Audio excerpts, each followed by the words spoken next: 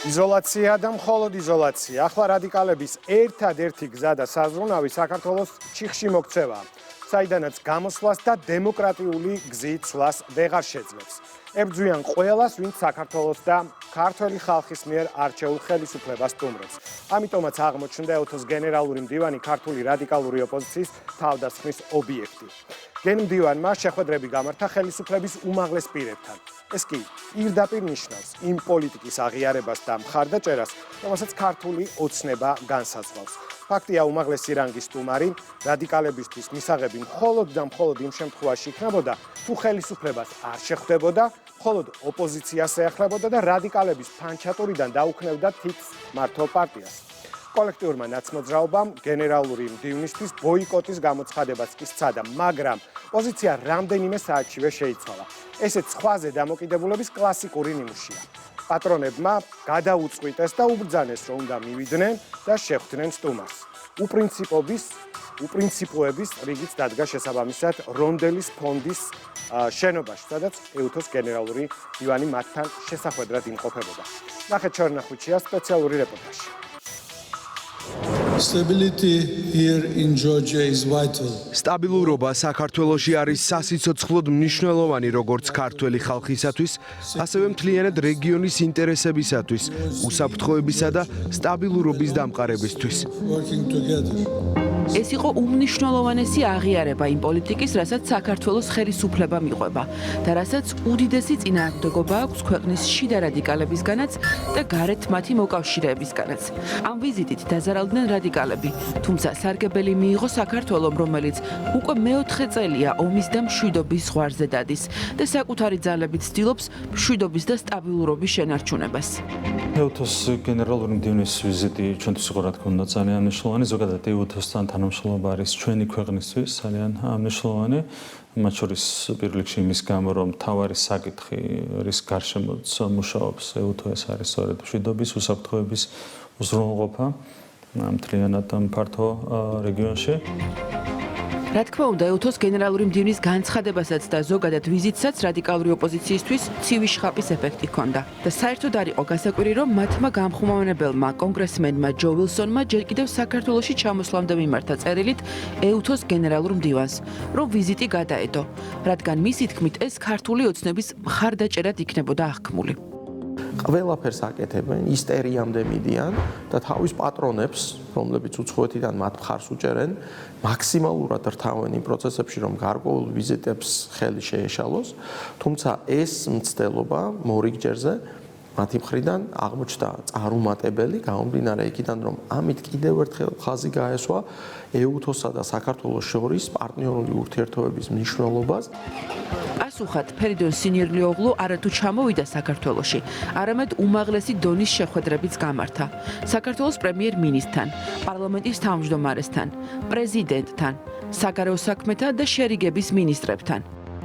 აქ გამოჩნდა ერთმნიშვნელოვნად ის, რომ საქართველო არის ერთ-ერთი საკვანძო აქტორი სამხრეთ კავკასიის რეგიონში მშვიდობისა და უსაფრთხოების გამტკიცების თვალსაზრისით. ხაზი გაესვა იმას, რომ საქართველო ერთგულობს ეუთოს სადამფუძნებლო პრინციპებს. მოვისმინეთ გენმდივნისგან ძალიან მნიშვნელოვანი განცხადება, როდესაც ის საუბრობს სტაბილურობაზე, მშვიდობაზე, განვითარებაზე და აქ განსაკუთრებულ როლს უსვავს საქართველოსი, რომლის სტრატეგიული მდებარეობა, რომლის ისტორიული ფუნქცია, რომ რეგიონში ვასრულებდით ყოველთვის მნიშვნელოვან როლს ამ მიმართულებით და განსაკუთრებით ბოლო პერიოდში, როდესაც ჩვენ ღიად საჯაროდ არა მარტო დავაფიქსირეთ, არამედ კონკრეტული ნაბიჯები გადავდგით ჩვენი მეზობელი ქვეყნების, აზერბაიჯანის და სომხეთის შორის არსებული კონფლიქტის მშვიდობიანი დასრულების კონტექსტში. ეუთოს გენერალური მდივანი ვიზიტის პირველივე დღეს საოკუპაციო ხაზთან ჩავიდა და ადგილზე გაეცნო სიტუაციას. ასევე პირველივე დღეს შეხვედრა გამართა ცესკოს თავმჯდომარესთანაც და ამ შეხვედრაზე საუბარი ცხადია არჩევნებს შეეხო. ეუთო როგორც არჩევნების მთავარი შემფასებელი ორგანიზაცია მანამდეც იყო ოპოზიციის თავდასხმის ობიექტი, რადგან არ მოსწონდათ ის, რაც 2024 წლის საპარლამენტო არჩევნების შეფასებისას დაწერა. ეუთო დიდი დამთავრებული არის, უკვე არის კრიზისი. შეფასების ყველა პუნქტი ჩემთვის მისაღები არ არის. ოდირის დასკვნა არ არის ჩემთვის ბიბლია. არანაირი მნიშვნელობა ჩემთვის. რას იხვის ეუთო, ოდირი, საბოლოო ჯამში არა აქვს. ეუთო ოდირი არ არის ის ორგანიზაცია, რომელიც ცნობს არჩევნების ლეგიტიმაციას. და ასეთივე რეაქცია ჰქონდათ, როცა გაიგეს, რომ მოწოდების მიუხედავად ეუთოს გენერალური მდივანი მაინც ჩამოდიოდა საქართველოში. რადიკალები ხან ამ ვიზიტის დაკნინებას შეეცადნენ და ხანაც გენერალურ მდივანს დაუწუნეს კომპეტენცია. ჩვენი მხრიდანაც უმჯობესი იქნებოდა, რომ ეს ვიზიტი არ შემდგარიყო. ამ ადამიანს მათ შორის არ ესმის ის ქვეყანაში შექმნილი მდგომარეობის სიმძიმე. საქართველოშიც რუტინული ვიზიტით ჩამოვიდა, იმიტომ რომ 57 ქვეყანაში იქნება ვიზიტი. ამ ორგანიზაციაში რუსეთიც შედის, რუსეთსაც აქვს გავლენა. თუმცა ამ განცხადებების შემდეგ ისევ ამ პარტიების წარმომადგენლები მაინც მივიდნენ ეუთოს გენერალურ მდივანთან შესახვედრად. რა თქმა უნდა, ეს არის პირდაპირ მოღალატეობრივი მიდგომა სახელმწიფოსადმი, სახელმწიფო ინტერესებისადმი და ნაცვლად იმისა, რომ მათ ესაუბრათ პოზიტიურ შინაარსზე, ისევ და ისევ ამჯობინეს, რომ ექსტრემისტული განცხადებები ეკეთებინათ. ერთგვარი ჭირვეულობა დაიწყეს, ჯერ არაპირებდნენ შეხვედრას, შემდეგ რაღაც გარკვეული ნაწილი მაინც მივიდა შეხვედრაზე და ლამის მგონი საყვედურიც კი უთხრეს ბატონ გემდივანს იმისათვის, რომ ის ქვეყანაში ჩამოვიდა. არა და კიდევ ერთხელ ვიმეორებ, ამ ვიზიტს ჰქონდა ძალიან მაღალი მნიშვნელობა, გამოიკვეთა და დაფიქსირდა რა კიდევ ერთხელ საქართველოს საკვანძო როლი. საკუთარი ინტერესებისთვის ქვეყნის დაზარალება რადიკალების მხრიდან სამწუხაროდ შოულებაა.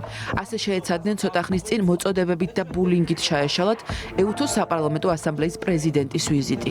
ასევე ესხმოდნენ თავს ეუთო ოდირის დელეგაციას, როცა მათ თქვეს, რომ არჩევნებზე აღრიცხულ ცალკეულ შემთხვევებს საბოლოო შედეგებზე გავლენა არ მოუხდენია.